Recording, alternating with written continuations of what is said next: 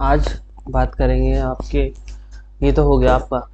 इसमें आगे जो चीज़ें आएंगी चेंजेस वाली वो आगे बताऊंगा वर्डप्रेस में जो आगे चेंजेस आएगी। ठीक है, आज HTML की बात करेंगे, थोड़ा उसकी जानकारी लेंगे। एल्गोरिदम उसके बाद भी आएगा, उसके बाद आएगा एल्गोरिदम, क्योंकि पहले HTML की जानकारी देना ज़रूरी है, क्योंकि वेबसाइट डेवलपमेंट चल रहा है ना, तो उसी के बिहाफ पे पीछे काम कैसे कर रही है चीज़ें वो समझना है। ठीक है, तो सबसे पहले मैं आपको ले जाता हूँ किसी भी वेबसाइट में। जैसे कि ये वेबसाइट आपकी है, ये वाली वेबसाइट। ठीक है, पहले भी यही दिखाई थी। अब इसका हमें सोर्स कोड ढूंढना है। तो सोर्स कोड मतलब जो जो दिख रहा है, ये इसके पीछे कोई कोड है। ठीक है, तो हमें वो देखना है। तो कंट्रोल यू करोगे तो इसके पीछे का वो कोड दिख जाएगा। ठीक है, अब इसके बारे में जानेंगे कि ये कोड होता क्या है और इसमें हमारे लिए क्या क्या इंपॉर्टेंट है एसईओ पर्पज से। ठीक है, तो मैं एक जल्दी से फाइल बना देता हूँ आपके लिए।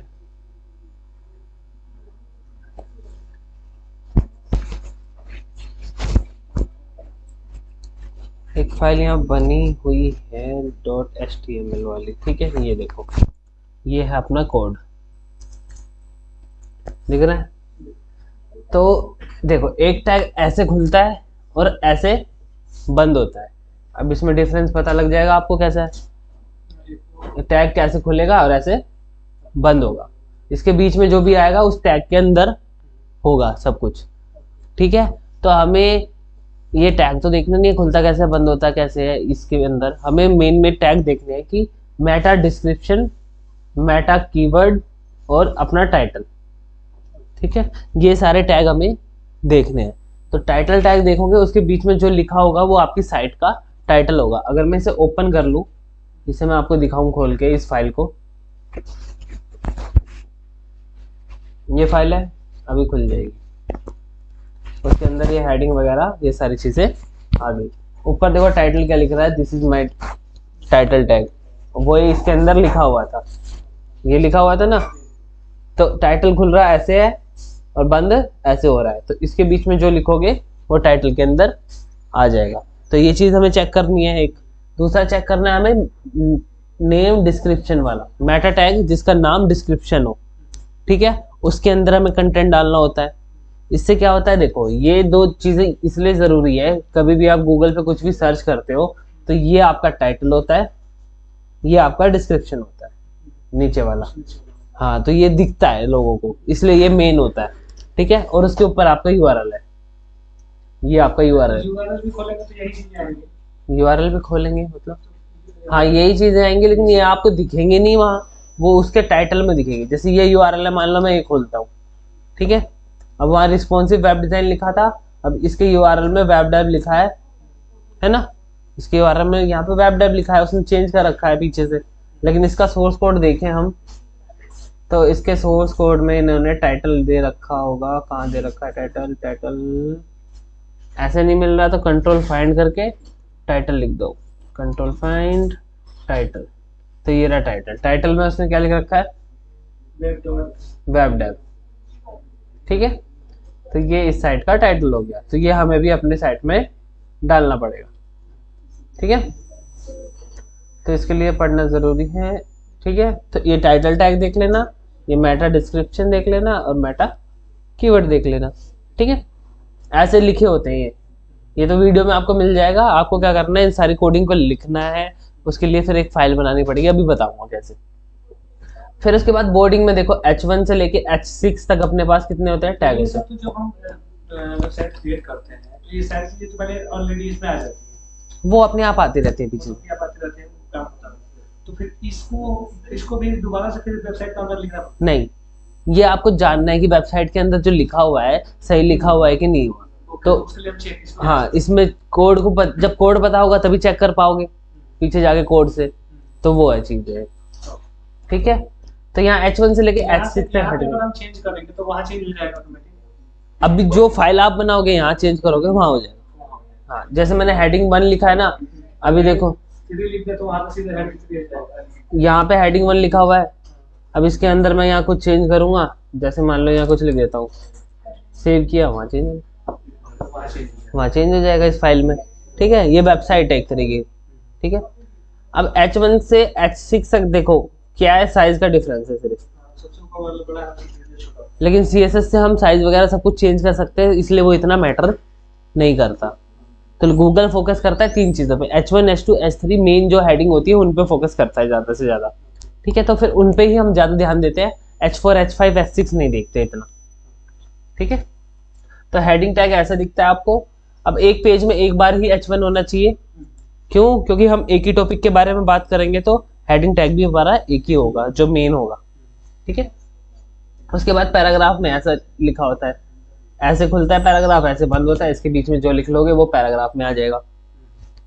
अब आपने इमेज उठा के लगाई होगी वहां से, ये खुलना बंद होना मतलब समझो। अगर मैं देखो ये हेडिंग के बीच में लिखा हुआ है इतना बड़ा हुआ, अगर मैं इसे काट के इसके बाद लिख दूं, ठीक है, इसके बाद लिख दूं, तो देखो क्या होगा, तो बंद हो जाएगा, तब ये देखो छोटा हो छोटा हो गया, क्योंकि उस टैग के अंदर नहीं है वो, उस टैग के अंदर आएगा। इस टैग के अंदर जैसे यहाँ पे बंद हो रहा है तो ये बंद यहाँ हो गया, इस टैग के अंदर आएगा तो इसे वो फंक्शनैलिटी मिलेगी जो इस टैग की होती है, तो ये खुलना बंद होता है। टैग के अंदर ये जो फीचर्स है अंदर का, हाँ। ये चीज होना चाहिए, हाँ, नहीं होगा तो वो काम नहीं टैग के अंदर फीचर अपने आप बनाए, ये टैग के अंदर होना चाहिए, बस अंदर होना चाहिए। जहाँ इसकी जगह बता रखी है वहां होना चाहिए। ठीक है, अब जो आप इमेज उठा के लगाते हो वो उसके पीछे कोड ये रहता है, देखो, जो हम फोटो लगाते हैं, हाँ उसके पीछे ऐसा कोड रहेगा, तो ये कोड याद कर लेना। ये मैंने इसका सोर्स दे रखा है और ये मैंने इसका ओल्ड टैग दे रखा है। ठीक है, 2 चीज होती है इसमें, सोर्स और ओल्ड इमेज के अंदर।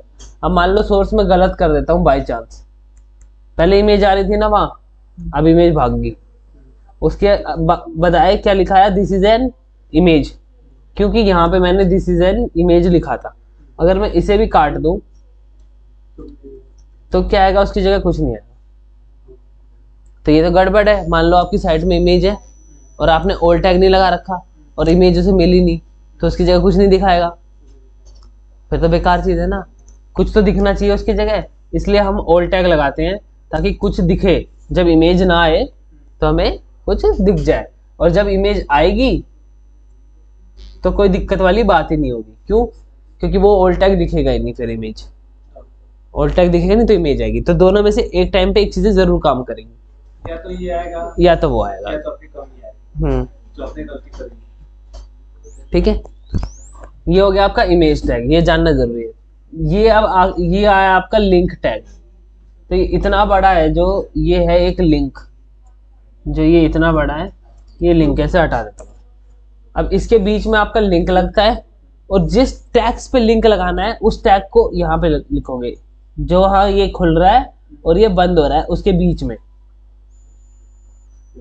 ठीक है, जहां ये खुल रहा है और ये बंद हो रहा है ना, इसके बीच में आप उस चीज को लिखोगे जिसपे लिंक लगाना है, जिसपे कोई क्लिक करके वहां चला जाए। ठीक है, जैसे मान लो मैं लिंक लगाना चाहता हूँ इस वेबसाइट का, कॉपी किया, यहाँ पे आया, अब इसके बीच में मैं लिंक डाल दूंगा अपना। अब जिस पे लिंक लगाना है इस पे लिंक लग जाए, बोला ना मैंने इस पे, तो इस पे देखो लिंक लग जाएगा। कहाँ गया अपना, ये था ना, अब इस पे लिंक लग गया। अगर मैं अब इस पे क्लिक करूंगा मुझे वहीं ले जाएगा, ये कहाँ ले जाएगा, जहाँ का लिंक लगाया था अभी, आ गया ना। तो लिंक का काम ऐसा होता है, ऐसे लगता है लिंक, पीछे ऐसे दिखता है वो।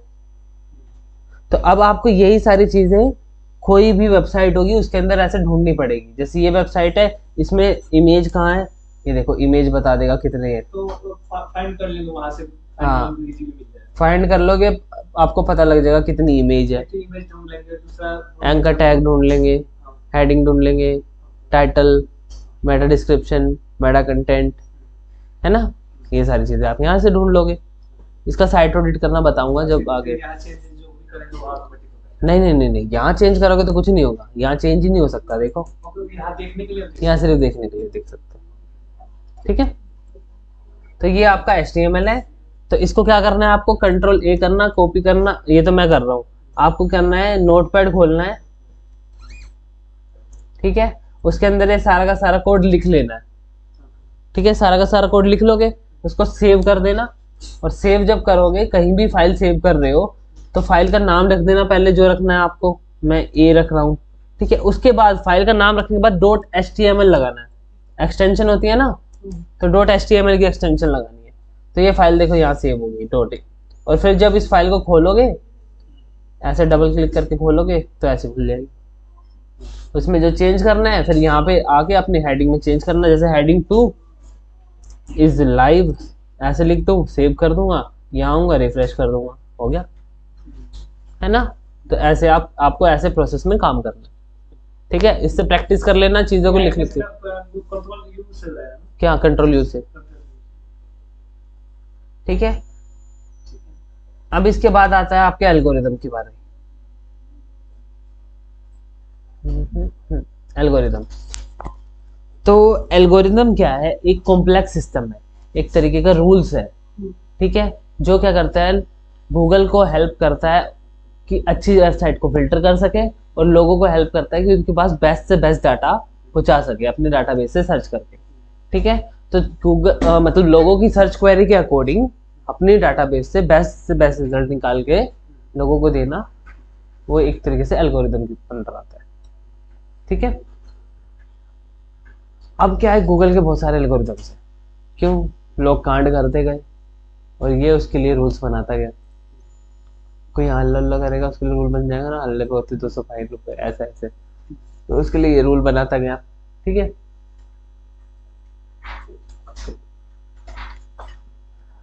अब क्या हुआ कि देखो पहले क्या था कि गूगल इतना फास्ट नहीं था, सब अपग्रेड होते हैं टाइम लगता है, गूगल नहीं था, तो पहले नॉर्मली सर्च करके वो लोगों को दे देता था रिजल्ट।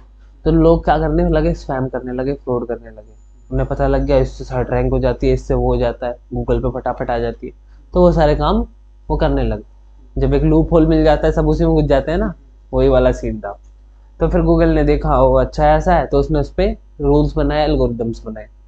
तो उसके कुछ एल्गोरिदम के बारे में हम यहाँ पढ़ेंगे, और कुछ नए अपडेट्स आए हैं उनकी जगह मैं आपको बताऊंगा कि कहाँ से वो पढ़ने हैं, क्योंकि कल को फिर नए नए अपडेट्स आते रहेंगे, और फिर मैं तो होऊंगा नहीं बताने वाला।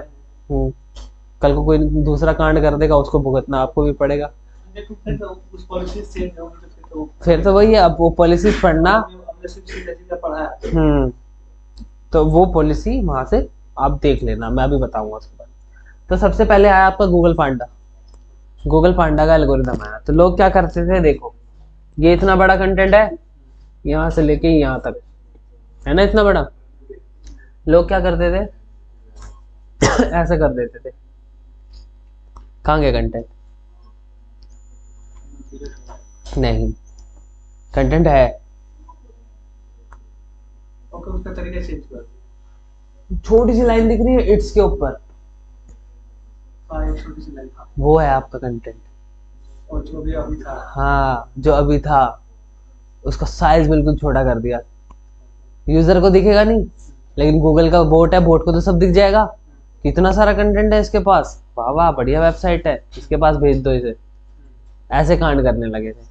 तो उसके लिए उसने पांडा एल्गोरिथम निकाला कि ऐसे ऐसे कंटेंट को वो पकड़ लेगा और उन सबको पनिश करेगा कि जो ऐसे ऐसे काम कर रहे थे, ठीक है। अभी आगे ना भाई कंटेंट, कैसे जैसे हुआ है, अरे वो साइज छोटा कर दिया था ना मैंने, कहाँ से, ऊपर से, ओके हाँ वहाँ से, यहाँ से साइज छोटा कर दिया था बस, वो लोग ऐसे ही कर रहे थे। सेलेक्ट करके जितना छोटा साइज कर देता है किसी को दिखाई नहीं देता। हाँ लोग फोटो के पीछे भी डाल देते थे, एक फोटो जो दिख रही है इसके पीछे कंटेंट डाल दिया ताकि यूजर को ना दिखे, और गूगल को तो पता ही लग जाएगा, वो तो पकड़ ही लेगा, ठीक है। फिर उसके बाद ये आया डुप्लीकेट कंटेंट। डुप्लीकेट कंटेंट मतलब लोग क्या करते हैं, अपना कंटेंट नहीं लिखते थे, इसकी यहाँ से कॉपी किया, उसकी यहाँ से कॉपी किया, उसके यहाँ से कॉपी किया, वेबसाइट में से डाल दिया। हाँ। तो उसके पकड़ने के लिए क्या आया, पांडा एल्गोरिथम, है ना। इसका सिस्टम बना, कॉपी पेस्ट का सिस्टम वो बना दिया था लोगों ने, तो इसने बोला कि ये कॉपी पेस्ट वाला नहीं चलेगा भाई, ठीक है, अब तुम डुप्लीकेट कंटेंट डालोगे तो मैं पकड़ लूंगा तुम्हें, और फिर तुम्हारी रैंकिंग डाउन कर दूंगा, ऐसा। फिर उसके बाद आया आपका low quality content. Low quality content मतलब कंटेंट है लेकिन वो वैल्यू प्रोवाइड नहीं करता इतनी, ठीक है, कंटेंट तो है लेकिन वो यूजर के लिए वैल्यूएबल नहीं है, पढ़ के उसे ऐसा लगेगा कि क्या ही है, बकवास है, मजा नहीं आया, तो लो क्वालिटी कंटेंट को भी डाउन करता है, वेबसाइट की रैंकिंग ऊपर नहीं देगा, जो जिसने अच्छा काम करेगा उसे ऊपर देगा, आपकी वाली को नीचे कर देगा अगर आपने लो क्वालिटी कंटेंट यूज कर रखा है तो, ठीक है। अब आखिरी है high ad to content ratio, मतलब कंटेंट इतना सा है तुम्हारा और ऐड तुमने पूरी साइट में भर रखी है, तो उसको भी ब्लॉक करेगा, उसे भी रोकेगा। ठीक है, मतलब चीजें छोटी हैं।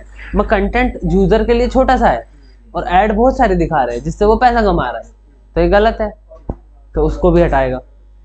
ठीक है, उसके लिए ये सारे आए। फिर उसके बाद अगला अपडेट आया पेंगुइन। तो ये अपडेट आते रहते हैं, देखो 2012 में आया था ये वाला, 2012 में आया था। लोग क्या कर रहे थे, कीवर्ड स्टफ कर रहे थे।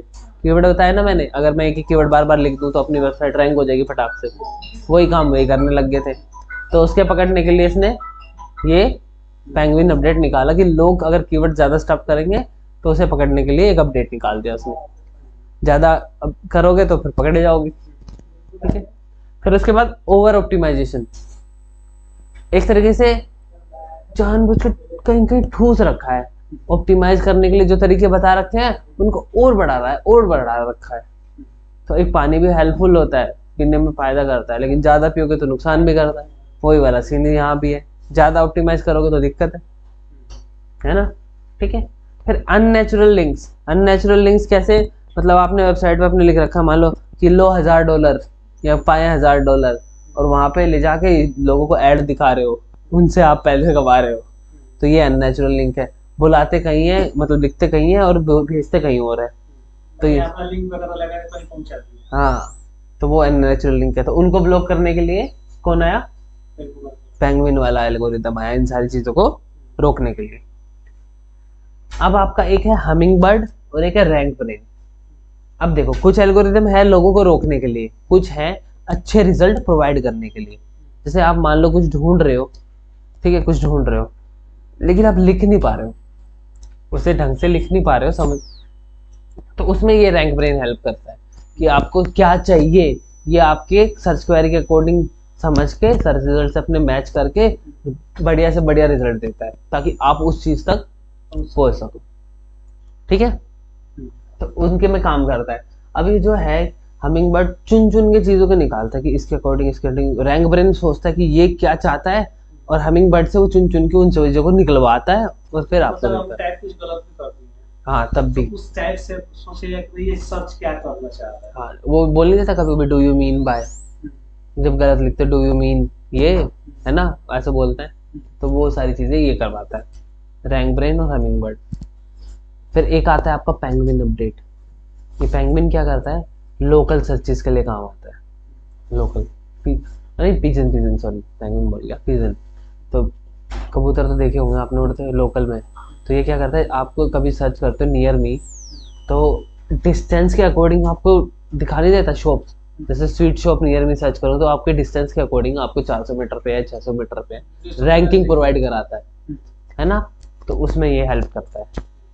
ठीक है, डिस्टेंस देखता है, आपकी लोकेशन देखेगा, डिस्टेंस देखेगा, और टाइम कितना लग सकता है किसी चीज़ में पहुंचने में, वो सारी चीज़ें देखेगा। ठीक है, और उन पैरामीटर के थ्रू उसे रैंक करवाएगा। अब सब लोग किस किस पे है, मोबाइल पे। अब मोबाइल पे वेबसाइट बढ़िया होनी चाहिए कि नहीं होनी चाहिए। पहले मोबाइल पे वेबसाइट थी, ऐसे जूम खोल करके ऐसे क्लिक करना पड़ता था, फिर जूम करके, हाँ, अब वो नहीं है, अब तो ऐसे ही है। लगभग कंप्यूटर की तरह खुलता है या वैसा सिस्टम। हाँ बिल्कुल, एकदम सेट होता है, तो इसलिए वो आता है। ये अपडेट भी होना, ये अपडेट निकाला ताकि लोग मोबाइल पे भी अपनी वेबसाइट को अच्छे से यूज कर सके। ठीक है, फिर एक अपडेट आया क्या, गूगल पोजम। अब ये करता है कि ये थोड़ा सा दिमाग लगाता है। अब मान लो आपको डॉक्टर चाहिए, बोलोगे है तो वर्ल्ड वाइड बेस्ट से तो डॉक्टर नहीं दिखाएगा कि वर्ल्ड में का पास बेस्ट डॉक्टर दिखा दूं तुमको, नहीं, आपको अर्जेंट में डॉक्टर चाहिए तो पास के दिखाएगा। ठीक है, फिर आप प्लेसेस घूमने के चाहोगे तो आपके पास के एरियाज का और आपके कंट्री का ही दिखाएगा, दूसरे का तो नहीं दिखा देगा ना।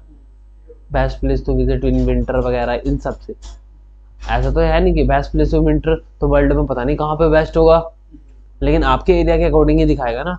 तो लोकल और ग्लोबल सर्च में डिफरेंस पता करके ये आपको रिजल्ट देता है। ठीक है, last but not the least, आखिरी अपडेट जो मैंने पीपीटी में डाल रखा है कि फ्रेड। अब ये है क्या, ये जो गाइडलाइंस को वो करती है ना, अनफॉलो करती है, मानती नहीं गाइडलाइंस को, उन सबकी वेबसाइट का बंटाधार करता है ये। जो ऐड दिखाने आती है, सिर्फ पैसा कमाने आती है, उन सब की वेबसाइट को ये हटा ही देगा गूगल से। इतना वो काम करता है कि हम मैं भाई फिर मैं यूज़र को सर्विस प्रोवाइड करता हूँ इन्फॉर्मेशन देने वाली, अब तुम काम ऐसे कर रहे हो तो ये वेबसाइट जैसे कुछ और है, अब इसमें कॉल कुछ और है, गाइडलाइंस फॉलो नहीं करेगा क्योंकि तो दिक्कत देगा। गाइडलाइंस के हिसाब से चल रहा है तो सब सही, हाँ लेकिन गाइडलाइंस के विपरीत आप कुछ उल्टा कर रहे हैं हाँ तो उसको दिक्कत किया है। जाता है। अब बात आती है गाइडलाइंस कहाँ से देखोगे, तो गाइडलाइंस के लिए आप जाना यहाँ सर्च करना गूगल वेब मास्टर गाइडलाइंस, ठीक है। पहला जो पेज आएगा उसको खोल लेना, पहला जो लिंक आएगा। अब यहाँ पे आपको सब कुछ मिल जाएगा जो आपको चाहिए, डॉक्यूमेंटेशन के अंदर सारी चीजें हैं देखो। लेकिन अभी आपको रैंकिंग अपडेट्स पढ़नी है, कौन से वाले, वर्ड्स न्यू में रैंकिंग अपडेट्स। ये रैंकिंग अपडेट्स अभी आए हुए हैं, ये देखो एक प्रोडक्ट रिव्यू आया था, एक हेल्पफुल कंटेंट अपडेट आया था। तो ये थोड़ा सा आपको पढ़ना पड़ेगा, पढ़ के थोड़ा समझना पड़ेगा। नहीं आएगा समझ तो मैं समझा दूंगा, लेकिन खुद भी थोड़ा समझना पड़ेगा पढ़ के। तो यहाँ पे ये इसके रैंकिंग अपडेट्स मिले हुए हैं, ये थोड़ा सा आपको पढ़ना पड़ेगा, ठीक है। एल्गोरिदम क्या कहना चाहता है, क्या करना है क्या नहीं करना। देखो एल्गोरिदम जो नहीं करने को कह रहा है वो नहीं करेंगे, बाकी सब तो सही है ना। सही चीजें ढूंढने के लग जाओगे तो फिर तो मिलेगी ही नहीं कुछ कि क्या, उसको तो नहीं चाहिए, बस उसको पढ़ना है, बाकी उसके अलावा कुछ भी करो। हाँ उसके अलावा कुछ भी करो सब सही है। नया अपडेट आएगा तो हटा लेंगे वो चीज, हाँ, है ना। तो यही सारी चीजें इसके अंदर एल्गोरिदम के अंदर थी, ठीक है। कि एल्गोरिदम कौन सा क्या करता है एक बार दोबारा रिवाइज कर लेना, ठीक है, पढ़ लेना। और ऐसा ज़्यादा डीपली मत जाना, बस ये हमारे लिए ज़रूरी है कि ये नहीं करना हमें, बस हमें ये नहीं करना, बस इतना जानना हमें कि हाँ ये बोल रहा है ये मत करो। बेसिक ठीक। चीजें जो है जो उसको हमने एक्सेप्ट आपकी नहीं है, उस चीज को याद रख लेना है, बाकी ऐड ऑन करना है, बाकी जो भी आगे अपडेट आएंगे उस पर हाँ उसको पढ़ के देख लो और चेंज कर लो। जो भी वेबसाइट में आजकल चेंज के तो ऑप्शन होते ही बिल्कुल सारे चेंजेस को, ठीक है। और बाकी अब इसके बाद आपका कीवर्ड रिसर्च था, ये मैंने पढ़ा दिया था। हैं। तो अब यहाँ इस लेवल तक आप आ गए हो, अभी थोड़ा सा 1-2 दिन लेके प्रैक्टिस कर लो, सारा कवर कर लो, फिर आगे बढ़ते हैं, ठीक है। इसे अपलोड कर दूं मैं।